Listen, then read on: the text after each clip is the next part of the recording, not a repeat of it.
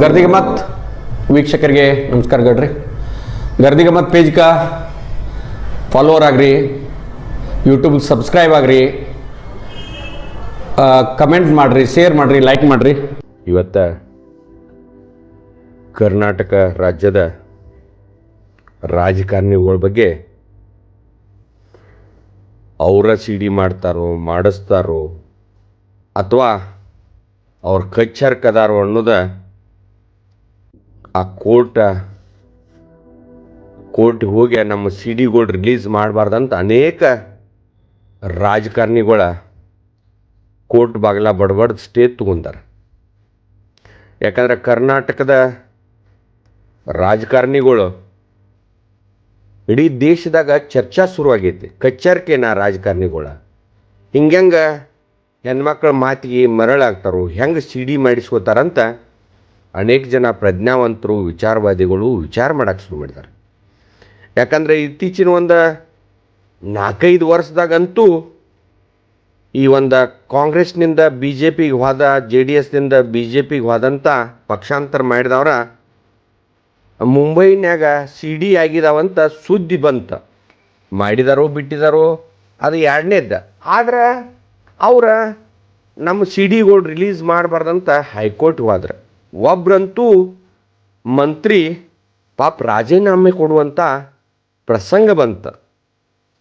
ಈಗ ಮೊನ್ನೆಂತೂ ಈ ವಿನಯ್ ಕುಲಕರ್ಣಿ ಅವ್ರದ ಒಂದು ಸ್ಟೇ ಕೊಟ್ರೂ ಅದನ್ನು ಪವರ್ ಟಿವಿ ಅವರ ರಿಲೀಸ್ ಮಾಡಿದ ಸಿಡಿ.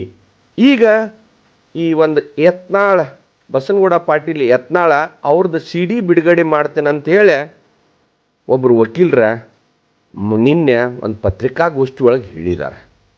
ಯಾಕಂದ್ರೆ ನಾ ಒಂದು ರಾಜಕಾರಣಿಗಳ್ನ ಏನು ಕೇಳ್ತೇನೆಂದ್ರೆ, ನಿಮ್ಮ ಸಿಡಿಗಳಿಲ್ಲ ಅಂದ್ರೆ ನೀವು ಯಾಕೆ ಹೈಕೋರ್ಟ್ಗೆ ಹೋಗಿ ಸ್ಟೇ ತಗೋತೀರಪ್ಪ? ನೀವು ಇರಾಕಿಲ್ಲಂದ್ರೆ ನಿಮ್ಮ ಸ್ವಚ್ಛ ರಾಜಕಾರಣಿ ಇತ್ತಂದ್ರೆ, ನೀವು ಪ್ರಾಮಾಣಿಕರಿದ್ರಿ ಅಂದ್ರೆ, ಸತ್ಯ ಹರಿಶ್ಚಂದ್ರಗಳು ಇದ್ರಿ ಅಂದ್ರೆ, ರಾಮ ಸೀತಾನಗತಕ್ಕೆ ಇದ್ರಿ ಅಂದ್ರೆ, ನೀವು ಯಾಕೆ ಆ ಕೋರ್ಟ್ಗೆ ಹೋಗಿ ನಮ್ಮ ಸಿಡಿ ರಿಲೀಸ್ ಆಗಬಾರ್ದಂತ ನೀವು ಸ್ಟೇ ತೊಗೋತೀರಂತ ಮಂದಿ ಕೇಳತ್ತಿರ್ತೈತೆ. ಯಾಕಂದ್ರೆ ನಿಮ್ಮ ಮ್ಯಾಗ ಅನೇಕ ರಾಜಕಾರಣಿಗಳ ಮ್ಯಾಗ ಭಾಳ ದೊಡ್ಡ ವಿಶ್ವಾಸ ಇರ್ತೈತೆ. ನೀವು ಕ್ಷೇತ್ರಕ್ಕೆ ಏನಾರೇ ಮಾಡ್ತೀರಿ, ಒಳ್ಳೇದು ಮಾಡ್ತೀರಿ, ಅನೇಕ ಜನ ಮಹಿಳಾ ಮತದಾರ ನಿಮಗೆ ಓಟ್ ಹಾಕಿರ್ತಾರೋ, ನೀವು ಸಚ್ಚಾರಿತ್ರ್ಯವಂತ ಒಂದು ರಾಮ ಸೀತಾನ ಒಂದು ಆದರ್ಶ ಅನುಕರಣೆ ನಿಮ್ಮ ಮಂತ್ಯಾಕ ಐತಂತೂ ಭಾಳಷ್ಟು ಮಂದಿ ತಿಳಿದಿರ್ತಾರೆ. ಆದ್ರೆ ಇತ್ತೀಚಿನ ದಿನಮಾನದಾಗ ನೀವೇನ ಮಾಡತ್ತಿರಲ್ಲ ಅದನ್ನು ನೋಡತ್ತಾರ ಮಂದಿ.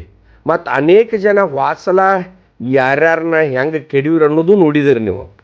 ಭಾಳಷ್ಟು ದೊಡ್ಡ ದೊಡ್ಡ ಶ್ರೀಮಂತರ ಎಷ್ಟೆಷ್ಟೋ ರೊಕ್ಕಗಳು ಕೊಟ್ಟರು ಕರೆ ಜನ ಓಟ್ ಹಾಕಲಿಲ್ಲ. ನೀವು ಆರಿಸಿ ಬರುವ ಯಾವ್ದ್ರ ಸಲುವಾಗಿ ನೀವು ಆರಿಸಿ ಬರ್ತೀರಿ, ಯಾಕೆ ನಿಮ್ಮನ್ನು ಮತದಾರ ಹಾಕಿರ್ತಾರೋ, ಇಂಥ ಕಚ್ಚರ್ತನ ಯಾಕೆ ನೀವು ಮಾಡ್ತೀರಂತ ಆತ್ಮಾವಲೋಕನ ಮಾಡಿಕೊಡ್ರಿ ರಾಜಕಾರಣಿಗಳಾತು, ಉದ್ಯಮಿಗಳು. ಯಾಕಂದ್ರೆ ಇತ್ತೀಚಿನ ದಿನಮಾನದಾಗ ಈ ಸಿಡಿ ಮಾಡಿಸೋರನ್ನ ಒಂದು ದೊಡ್ಡ ಪ್ರಮಾಣದಾಗ ಅದೊಂದು ಉದ್ಯೋಗ ಮಾಡ್ಕೊಂಡಾರ. ಅವ್ರು ಬ್ಲ್ಯಾಕ್ ಮೇಲ್ ಮಾಡೋದು, ಆ ಮಂದಿಗೆ ಅನ್ಸೋದು, ಹನಿ ಟ್ರ್ಯಾಪ್ ಮಾಡೋದು, ಇಂಥ ಒಂದು ವ್ಯವಸ್ಥಿತ ಗ್ಯಾಂಗ್ಗಳನ್ನು ಇಡೀ ರಾಜ್ಯ ತುಂಬ ತಯಾರದಾವು. ಅದು ಯಾರು ಮಾಡ್ಸತ್ತಾರೋ, ಏನು ಮಾಡ್ಸತ್ತಾರೋ ಅಂತ ನೀವು ಜಾಗೃತಿ ಇರಲಿ. ಯಾವುದೇ ಹೆಣ್ಮಕ್ಳು ಕೂಡ ಹೆಂಗೆ ನೀವು ರಾಜಕೀಯವಾಗಿ ನಡ್ಕೋಬೇಕು ಅನ್ನೋದು ಮೊದಲ ಒಂದು ಟ್ರೈನಿಂಗ್ ತಗೋರಿ.